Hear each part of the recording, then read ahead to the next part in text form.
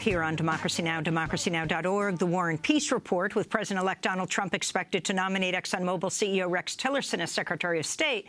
We want to turn to an investigative series by the Pulitzer Prize-winning news organization Inside Climate News, which revealed Exxon knew that fossil fuels cause global warming as early as the 70s, but hid that information from the public. This is a clip from 2015 from the PBS series Frontline, which partnered with Inside Climate News on the project. We found a trail of documents that go back to 1977. Exxon knew carbon dioxide was increasing in the atmosphere, that combustion of fossil fuels was driving it, and that this posed a threat to Exxon. At that time, Exxon understood very quickly that governments would probably take action to reduce fossil fuel consumption. They're smart people, great scientists, and they saw the writing on the wall. One Exxon research project outfitted an oil tanker with equipment to measure CO2 levels in the atmosphere and the ocean. We were collecting data, the southern Atlantic, the Gulf of Mexico, and the western Indian Ocean. Basically, every hour we would get several measurements, so we had, I called it a data monster. Today, Exxon says the study had nothing to do with CO2 emissions, but scientists involved remembered it differently. We were committed, we were doing some serious science. It was a significant budget, I would say on the scale of $1 million a year.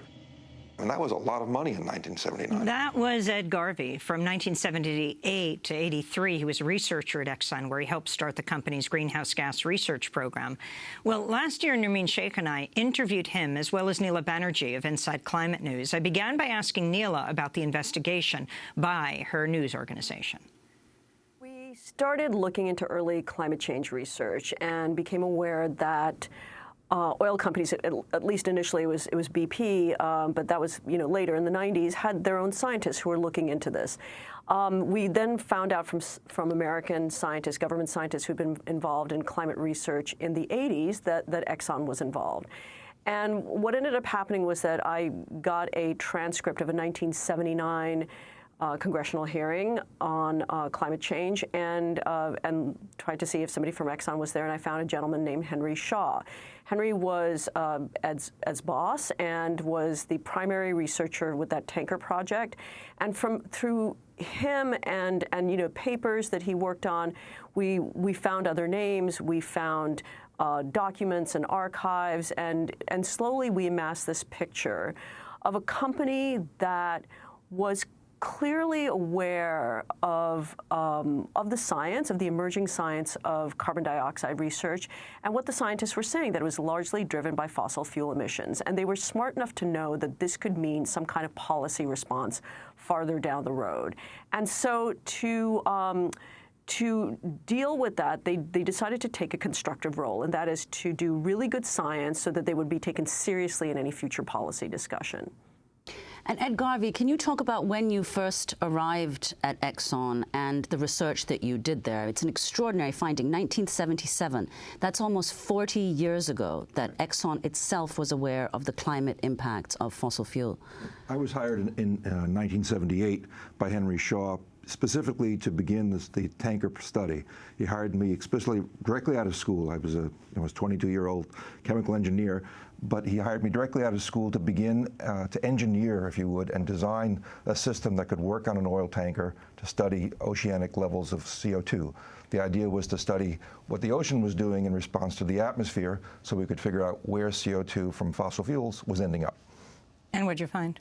Well, we didn't get that far along in terms of the data analysis. I mean, ultimately, we estimated the amount of CO2 that was coming out of the oceans and the equator.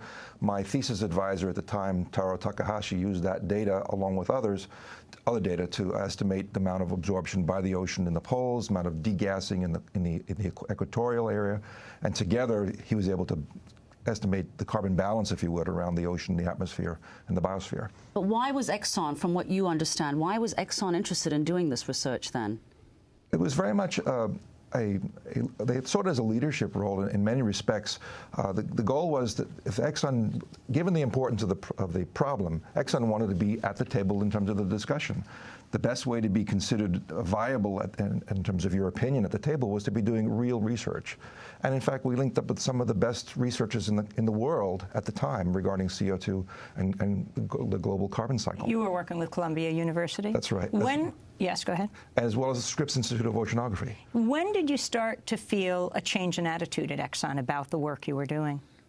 For me, it came very suddenly toward the end of my career there. It was gung-ho for 3.5 years, and then the bottom fell out of the oil market, and it really changed. They just basically dropped the project. We had collected a lot of data, but hadn't processed it to the point of understanding the information. We just had a lot of information. Columbia went on and processed the data after my work there. Neela Banerjee, can you talk about this turnaround, when Exxon stopped the study, what they started to understand, and how they tried to cover it up?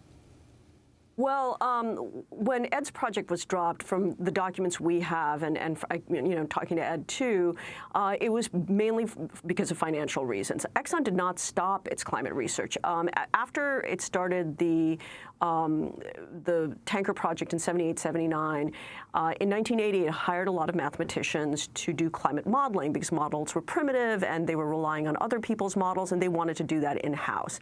So even though the tanker project, which was relatively expensive, had ended, Exxon continued very good, rigorous, peer-reviewed climate research, mainly through climate modeling from 1980 onward. And our documents go through 1986. And one does not notice the kind of attitude shift that appeared in the 1990s of stalling action on climate change and so on in that period. Exxon was still committed to doing really good science. It was just different from the tanker project. If that was empirical, this was modeling.